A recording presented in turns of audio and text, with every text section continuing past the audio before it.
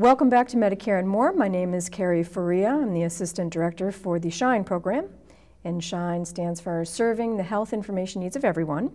And today I have an important guest speaker with me, and that's Rachel Brown. And Rachel is with Community Legal Aid. So she's going to talk to us a little bit about what Community Legal Aid does, what kind of cases they'll take, if there's any sort of charge with that, and how Community Legal Aid can help individuals with Medicare and other issues. So welcome, Rachel. I'm glad to have you with me on the show. And great. I'm delighted to be here. Yeah, thanks so much for having me. I'm so glad you're here. So this is good. So can you explain to everybody what is Community Legal Aid and what do you do? Sure. So first and foremost, I wanted to let you know that Community Legal Aid is the civil legal services agency that serves Worcester County and the western counties. We have a few smattering of towns around Worcester County that are outside the county that we serve.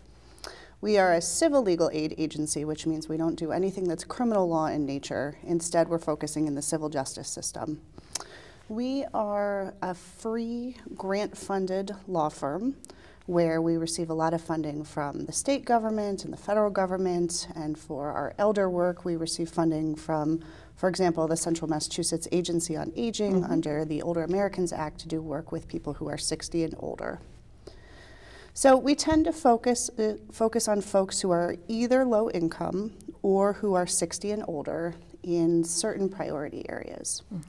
We will do work with people who are going through housing issues, be it evictions, foreclosure, housing discrimination, people who are applying and denied to public housing. We'll also work with folks who are going through family law issues, such as they need a divorce, they have some sort of custody dispute going on, some sort of child support issue, domestic violence, abuse prevention orders. We also work with folks in the public benefits arena. So if it has an acronym, we do it. So any of the welfare benefits, Social Security, food stamps, transitional assistance benefits, cash benefits. I'm trying to think through the rest of what we do. And for our elder work, we tend to do kind of everything else that I've outlined. We also have an incorporated sister agency, the Central West Justice Project, and they can help people with things like Central West Justice Center. They can help people with things that are related to immigration matters and employment matters. That's very interesting. So just to give everybody an idea, you're talking about what's a civil matter. So can you go into that a little bit more? What is a civil matter? So it's just anything where... So it's things that are not involved with the criminal law system. So if you have been arrested and charged with a crime, we are not the agency that you're going to turn to. However, if you are involved in a civil lawsuit or you have some sort of administrative appeal going on, we might be the agency that can help you with your problem. Okay. Now the thing to keep in mind is, like the Public Defender's Office, we don't charge for our services because we are grant funded. We're a nonprofit agency looking to help people in those emergency-based situations. But I think the reason why you have me here today is because one of our projects, especially for the 60 and older crowd, is we receive special funding under the Medicare Advocacy Project to help Medicare beneficiaries with their issues. So what is the Medicare Advocacy Project, and what do they do? So it's a statewide program that serves people who are Medicare beneficiaries or would-be Medicare beneficiaries. So meaning if you're trying to apply to Medicare and for some reason you're told you can't get onto it and you think you should be able to, that's where MAP can come in and help. So unlike the Central West Justice Center and Community Legal Aid, where we're geographically tied to Worcester County and the western counties, Medicare Advocacy Project is a statewide group that's then split up over several local legal services agencies. And that's very good to know. So do they differ from what you do in any sort of way, or is it similar sort of services? So it's similar sort of services in that we don't charge our clients for assistance, but it doesn't differ from what I do day to day. I work at Community Legal Aid, focusing my practice with 60 and older, but I also do work under the Medicare Advocacy Project for Medicare beneficiaries of any age. That's very interesting. That's good to know, actually. So somebody could access services either way. So somebody can call your office if they need to, or they could call the Medicare Advocacy Project if they needed to as well. They could do both. Absolutely. So the headquarters for the Medicare Advocacy Project is based at Greater Boston Legal Services, but if you're in our region, Greater Boston Legal Services is going to send you our way. That's interesting. So it's almost like a the Medicare Advocacy Project is almost like an umbrella for a certain topic. It's Medicare-related services. Absolutely. What that's really all about, versus separating the other subjects that you talk about, or kind of under the under umbrella, or the other hat that you kind of wear. So that's very good to know. And that's because the state budget has specifically set up, under its funding for civil legal services, a few very specific projects, and one of those projects is the Medicare Advocacy Group. MAP funding is set up so that people across the Commonwealth can get services based out of one of the several legal services agencies that receives the funding. That's good to know. So community legal aid, has it been around for a while? Has it had other names? Has it shifted around? We have gone through a lot of transitions over the last few years. People may have known us before as Western Massachusetts Legal Services or the Legal Assistance Corporation of Central Massachusetts, LACM, which was kind of a difficult acronym to say, so I'm glad we're done with that. And you may have also heard of the Massachusetts Justice Project. Over the last few years, we've combined and consolidated, so now it's Community Legal Aid and our sister program, the Central West Justice Center. Okay. So, but primarily what Shine does is talk about Medicare. So, we're going to talk a little bit about how the Community Legal Aid and MAP works a little bit with what we do with Shine. So what if I'm an individual who's a beneficiary of Medicare, and I'm just not getting what I need? Well, how would I contact you? Why would I contact you? Sure. So what most Medicare beneficiaries don't realize is that their health insurance under Medicare has a lot of legal rights built into it. So if you are on Medicare and you're being told something's not going to be covered, or they're going to stop covering something, or they charge you more than you think that you should be charged, there's actually an appeal system built into it, and that's where the Medicare Advocacy Project comes in. We get involved with all types of things having to do with coverage denials and appeal situations. So Medicare is one of those parts of the government where you can appeal almost anything, is that correct? So appeal, appeal. So if you get a denial for a service, or if there's something that you were seeking and you were looking for maybe coverage, or you had gone to a certain doctor and then you find out, wow, I've got a bill because Medicare didn't cover it, it's appealable. Absolutely, it's appealable. So could you talk a little bit about the appeals process for us? Sure. So Medicare, of course, doesn't make it easy. First of all, it's an alphabet soup. You've got Medicare A, which is generally speaking your hospital insurance, Medicare B, which is your doctors. Some people call it Medicare C or Medicare Advantage. It used to be called Plus Choice. That's basically HMO-style Medicare. And then you've got Medicare D, which is for drug coverage. They all have appeal rights, but it doesn't mean each part of Medicare has the same appeal system. The long and short of it is there's about 5 steps to appeal, depending on what part of Medicare you're in. And with all of them, they have different time frames. They have different places you're supposed to contact. But we at MAP get involved at any of those 5 levels of appeal for whatever is going on. On top of that, not only can you appeal with Medicare, but sometimes Medicare appeals involve the Social Security Administration. For example, if you're trying to enroll in Medicare, people are supposed to do that with their local Social Security office or with calling Social Security's 1-800 number. And if they get denied or they can't get enrolled, there's an appeal process, and sometimes you're going through Social Security and not just through the Medicare appeals process. So just as an example, if you talk with somebody who maybe calls you up and says that they went to the doctor's office and excuse me, now they are put on an expensive brand medication maybe, and they went through their drug plan or they went through their Medicare Advantage plan and they find out, sorry, not covered, maybe it's not even on the formulary. Is that the sort of case that you would take on? Absolutely. And most often where people are seeing this is that they get their prescription, they send it to their local pharmacy, they show up to pick it up, and instead of what they think is going to be a $12 copay, they're told, sorry, your heart medication is $300, your plan didn't pay for this. Sometimes it's as simple as they're in that initial deductible part of their Medicare Part D plan, and sometimes it's their doctors didn't jump through the right hoops in order to get the coverage that they needed for that medication. For example, if it's a medication that needs a prior authorization from the doctor with a form that's showing to the insurance company, this is in fact the right medicine, this is medically necessary, there's no cheaper alternative or a generic alternative. Sometimes MAP is involved because we're just coaching the doctors on what they need to do to make sure that their patient gets the medication. Sometimes it means we're filing an appeal to convince the prescription drug company or the Part D plan that that medication should be covered. So that sort of instance that we just talked about, where somebody has a drug that they need to get filled, maybe it's a new drug or whatever the circumstances are, that's considered an appealable event. Absolutely. Can you give us some examples of what else would be an appealable event with Medicare? Sure. You know, there are so many appealable events that it's hard to stop the list, but let me give a couple of examples. If you took an ambulance ride and for whatever reason they had to take you further than they seem to think they should have taken you, and so Medicare denies coverage of that ambulance ride, saying that there was a different facility you should have gone to, you have the right to jump into an appeal situation. Or if you're in a hospital and the hospital is saying, Medicare's not going to cover you after tomorrow, we need to discharge you, but you're still going through something medical that you think is best treated in a hospital rather than at home, there's a right to enter the appeal system.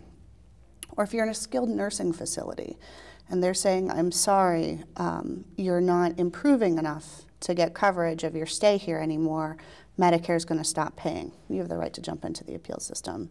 It's basically anytime Medicare is saying no or stop or we can't, there is an appeal right built into the system. And in some cases, you even have the right to what's called an expedited appeal, a quicker appeal. These come up most often with hospitals, with nursing facilities, and with drug coverage. Very interesting. So, but that you're talking about some of these different options and different events that can happen in somebody's life and which they're very appealable. One thing that's also very interesting that you're not prepared to talk about, because we didn't talk about this ahead of time, but it also just recently came up that I'm doing a little more research in my office about, is about individuals that have physical therapy or some sort of therapy, and that maybe there's a nursing facility or somebody's getting home health care and having therapy lumped in with it, and then all of a sudden they get a notice that it's going to stop because they're not improving. Well, that's been a kind of a recent issue with Medicare, because that's really not how the law was meant to be read. Absolutely. So could you explain that a little bit more? I know I'm throwing this at you. Oh, no problem. Actually, this is a pretty popular hot issue, you might say, in Medicare these days. Yep.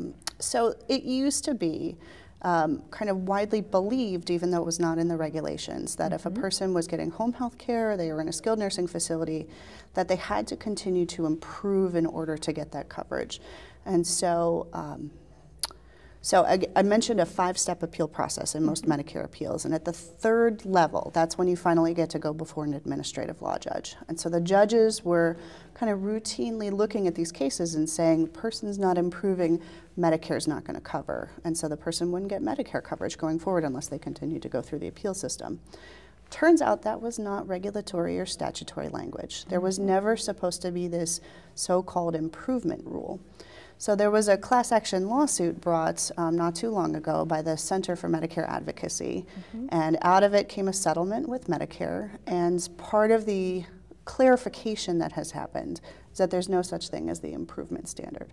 If a person needs that care and they otherwise are qualifying, so they've met all the precursors for getting that coverage, if a person needs it to improve or to remain stable or to lessen their physical or mental decline, that coverage is supposed to be continuing. That improvement standard is not supposed to be kind of the rule of thumb for whether Medicare is going to cover things or not. And that's super important, because a lot of people are receiving those services, whether or not it's in home or in a skilled nursing facility or something to that effect.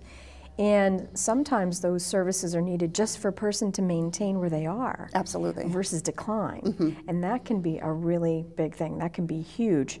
So with that said, though, is that kind of therapy, can that be indefinite then? I mean, as long as somebody is showing that they're maintaining, or is there a limit? Well, there are limits, especially in the skilled nursing facility context. For example, Medicare will only pay up to 100 days in a skilled nursing facility. So you can't stay there for years and years on Medicare's time. The rules when it comes to home health coverage are a little bit more complicated, so I'll have a skip going into those today. But the long and short of it is the Medicare Advocacy Project is absolutely interested in these improvement standard cases, and we'd love to hear from people if they've been terminated or if they're being told they're not improving, they can't get coverage. And that's really good information to know, because I can tell you that's affected me personally. I mean, my mom ended up a while ago having a health event, and she was receiving physical therapy, and then after kind of the normal set time, it just stopped. And being a Shine counselor and whatnot, I was very concerned about my mother's health and whether or not she was going to remain stable.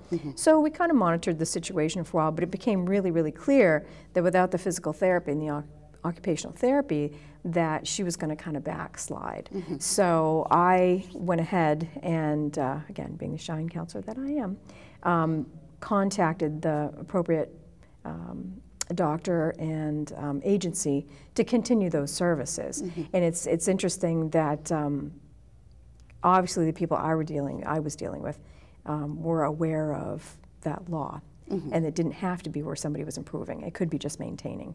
So I didn't run into any trouble. But that's a big issue for a lot of people. So I think it's very important that we kind of talked about today.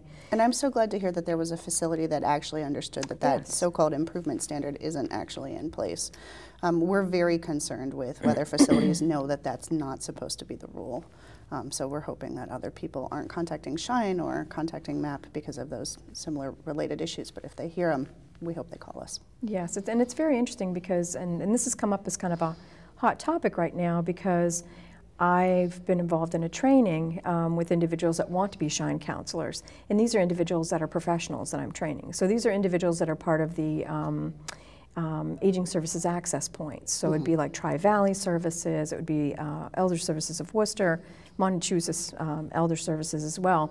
And again, these are all individuals that were professionals, and they didn't know that this law existed, or that the law never really did change. The regulation never really did change. It was how it was being interpreted. Right. So for a lot of their consumers, that is a big issue, because they work with a lot of older individuals that could still use those continuing services that are being terminated. And it really does seem like a lot of health services agencies and even doctors aren't aware that there isn't this improvement sort of benchmark somebody can be maintaining. So it's a really big piece of information to get out there. So it's a good thing we talked about that today. Absolutely. So any other examples of what cases you would want to see at Medicare Advocacy Project and kinds of things you would tackle? Sure. So first and foremost, since Medicare Part D got going, I would say one of our biggest issues has to do with prescription drug coverage. I know I mentioned before the example of a person who shows up to a pharmacy and is told, I'm sorry, your medication is not covered, but we think this is happening far more often than we're hearing about it. And because prescriptions, hopefully for most folks, tend to be not as big as a hospital bill or a nursing facility bill, we suspect there are people who are paying for their medications out of pocket rather than going through the hassle of fighting and dealing with their insurance company. But we do want people to know that we are here to help them if their Part D company is giving them some sort of denial or trying to get them to jump through hoops that they don't think are appropriate. Again, though, anything having to do with hospital coverage, with doctor's coverage, ambulance coverage, you name it, there's going to be some sort of appeal built right in. And so that's where we're interested in hearing from people. One of the things that people, I think, are not doing is when you think of private insurance, you think of that explanation of benefits that comes to you in the mail every once in a while. You know, we, your insurance company, got this claim, here's what we paid, here's what we didn't pay. Medicare does the same thing. It's called a Medicare summary notice. And what it does is it explains what services have you gotten in the last quarter and what did Medicare do with them. Depending on what's been going on in your medical history, it could be a page or two, or it could be 13, 15, 20 pages. And there's little tiny codes all over it that explains, you know, we paid this, we didn't pay that, we're sending this to a different insurance company. And at the very end, there's an opportunity to appeal. We think people don't read their Medicare summary notices closely enough. And what's so critical about a Medicare summary notice, or MSN for short, is that appeal deadline on there needs to be paid attention to. If you think Medicare didn't cover what it was supposed to cover, the MSN is your gateway into the appeal system. So we want people to know they should be looking at those Medicare summary notices, asking Shine for help if they don't understand them, contacting MAP if there's something that they think is incorrect on there. And what's also interesting, which is a whole different topic that we're not going to get in today, is that Medicare beneficiaries can also catch fraud by looking at their Medicare summary notices. So, but that's a whole different subject. But that just really sinks home. Read them, please. Even, you know, if there's a test on there you don't think you had, you know, again, if you think you didn't receive a service that you should have received, or again, there's something being billed that you don't quite understand. But it does say, just as a caution, on the Medicare summary notice, you may be billed, okay? But that does not necessarily a person will be billed, because especially if somebody has some other form of insurance, it means the rest of the bill is probably going to go to the insurance company. So not to panic, the you may be billed doesn't necessarily mean that's going to happen, because you'd then get a bill from a doctor's office, or you'd then get a bill from a hospital. So it's not going to be Medicare sending you a bill by any means. Right. So other appeals that could be related to Medicare that people don't actually think of Medicare or the Medicare Advocacy Project on would be people who are what are called dual eligibles. If they're a person who's on Medicare and Mass Health, which means you've got dual health insurance. Sometimes there are issues where Medicare doesn't pay but Mass Health should be paying, or vice versa. And there's a possibility that you could go through both the Medicare appeal system and the Mass Health appeal system. MAP does both of those types of appeals. That's good to know. I don't think I knew that myself, so it's also a good thing to know. Yeah.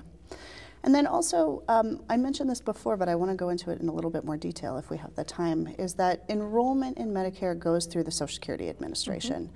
And so Social Security also decides, did you sign up for Medicare on time? And if you didn't, they can help decide, should you be hit with a financial penalty for not signing up on time. There are very specific times of years, times of the year when people can sign up for Medicare, unless they have a special situation that lets them sign up whenever they want to.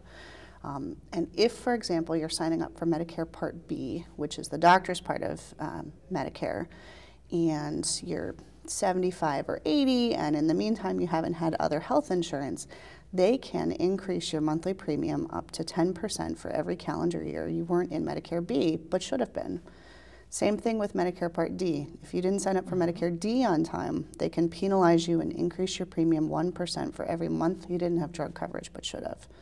Those premium penalty assessments have the right to be appealed, and that's something that the Medicare Advocacy Project can help with. We run into those once in a while. We do see people that run into those circumstances, especially with Part B. They may have been given some very bad advice at one point in time in their life when they went to retire and never took B. And here it is, maybe a year later or several years later, oops, they found out, wow, they should have. And now they've got a huge penalty, or you can have a pretty substantial penalty. And so you're part of that service to get that worked out for them. Sure. And so when it comes to that, when it comes to B, people should keep in mind, how old are they? You know, most people, when they hit 65, when they hit 70, they're thinking about retiring, they're thinking about applying for their Social Security benefits. It used to be automatically 65 was your Social Security retirement age and 65 was your Medicare retirement age. So you'd go to the Social Security office, sign up for both at the same time. Well, Social Security is raising, and it's moving so that the full retirement age for most people is 67, but that Medicare sign-up time is 65. So if a person is not working, so they don't have insurance through their current work employment or their spouse's current work employment, that's when that penalty can kick in. So we see people who think COBRA is good enough to stop off the penalty, and it's not. No. Or that municipal retirement insurance is enough to stave off the penalty, and it's not. No. So when it comes to appealing those types of things, we like to find out from the person who did they talk to? Who gave them the advice? Because there's a process of appeal that really falls onto if an agent of the federal government somehow misrepresented something or misinformed you, there's the possibility of getting that penalty either removed or reduced depending on the circumstances. And that's a good thing to know. So, other Medicare hot topics, any other subjects out there that people ought to be aware of that are appealable or hot things to be paying attention to? Well, there were three things I kind of wanted to talk about. So we've talked about the improvement standard, we've talked about enrolling in Medicare at age 65.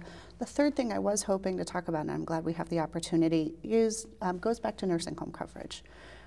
There is a rule with Medicare that in order to get coverage in a skilled nursing facility, so a nursing home, you have to receive 3 inpatient days at a hospital before you get coverage.